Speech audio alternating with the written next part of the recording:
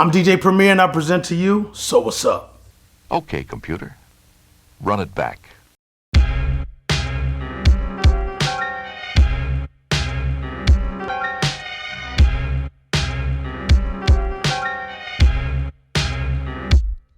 So what's up?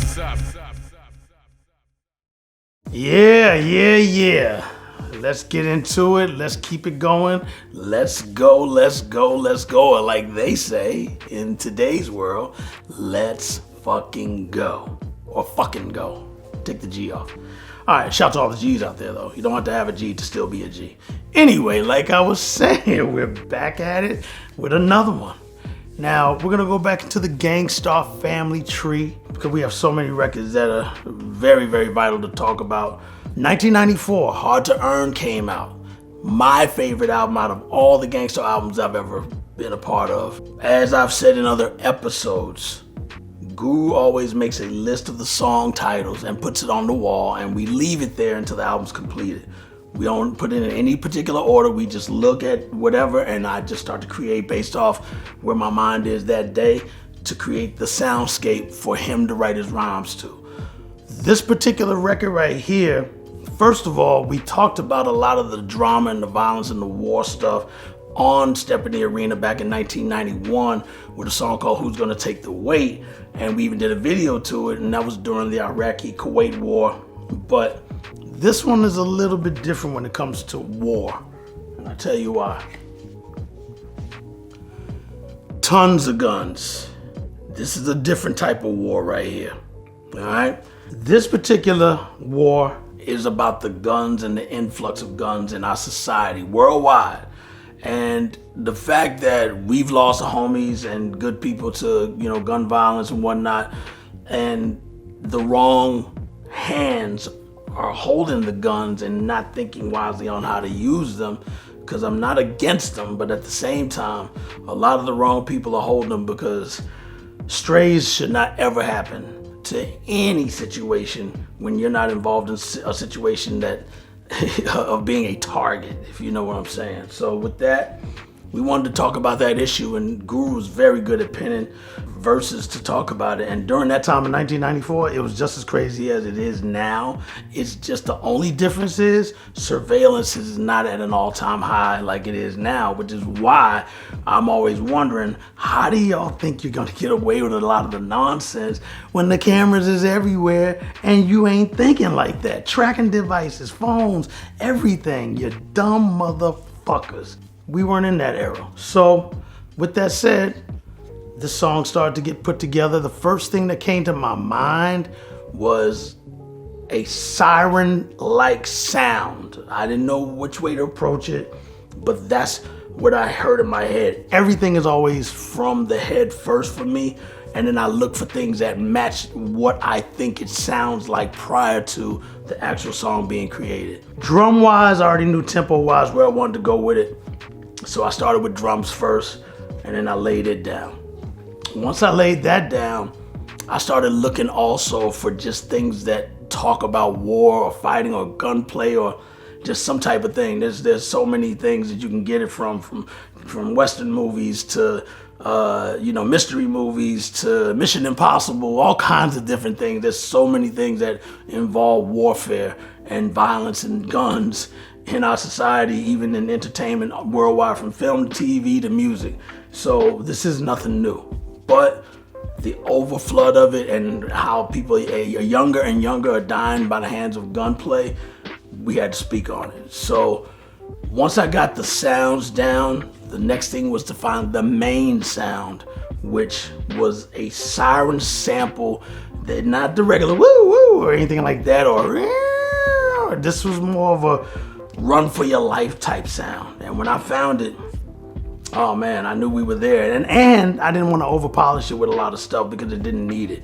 The most important thing was to focus on giving the soundscape of letting Guru say what he's got to say. And man, the scratch, the thing to know best is where the gun is kept, which comes from Just to Get a Rep. And that is a very, very important line to remember even in life. Brothers are amused by other brothers' reps, but the thing to know best is where the gun is kept. And that is still holds strong today. Now, let's take it to this floppy disk is where all the sounds are contained, just in case you're late to all the episodes. And all of them are stored on this floppy disk. This era that we come from is how we were making our music. And then they're transferred into this machine, the S950 sampler, and then it is triggered. Triggered means the machine makes the other machine do what it's supposed to do once you activate it. It's triggered by the MPC 60 at that time, or the MPC 62, also made by Akai.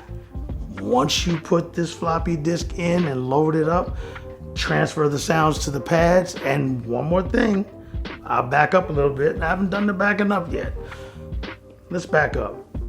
All of this was recorded on 2-inch tape, reel to reel. We did not have Pro Tools at the time. At least we didn't. It was starting to blossom, but we stuck to the script of the old way of how records were recorded, 2-inch tape machine. And then we'll go back forward. Put the disc into the S950 and load it up. Assign it to all the pads so that everything can be programmed to your ears and to the tape. And this is what you get. If violence is wrong in America, violence is wrong abroad. If it's wrong to be violent, defending black women and black children and black babies and black men, then it's wrong for America to draft us and make us violent abroad in defense of her. Tons of guns, everybody's getting strapped. Tons of guns, gotta watch the way you act. Tons of guns, real easy to get. Tons of guns, bringing nothing but death.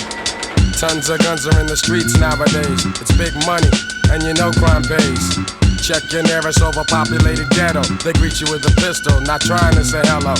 Mad kids pack, cause the neighborhood's like that. Want some shit that's fat, catch a victim to a stick. Kids pulling triggers, niggas killing niggas. 5-0, they sit and wait and tally death toll figures. It's crazy, there ain't no time to really chill. Jealous motherfuckers always wanna act ill. 22s, 25s, 44s, 45s, Mac 11s, AKs, taking mad lives. What the fuck you gonna do in a situation? It's like you need to have steel just to feel relaxation. Tons of guns.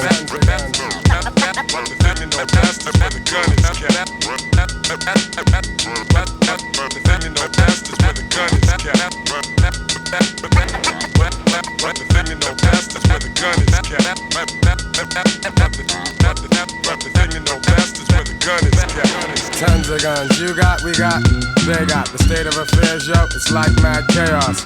I know a kid who just passed the other day, they shot him 16 times, so there you have it. A classic record, which is not a single. We call them album cuts, because again, now in the streaming world, you get just songs. You get albums as well, but now songs can just be pulled and you pick what you want. But from the era we come from, albums were where we just really are indebted to doing, and we still make albums to this very day, because when you make albums, it's almost like a book. There's an opening, there's a middle, and there's an ending, and that's what we continue to do. Singles will always be great because you can pull what you want and push it hard to put it to the top of the eyes and ears of what you want to put out there. But for us, it's about albums, and this is one of the most toughest album cuts that we've ever made, and I'm very proud of.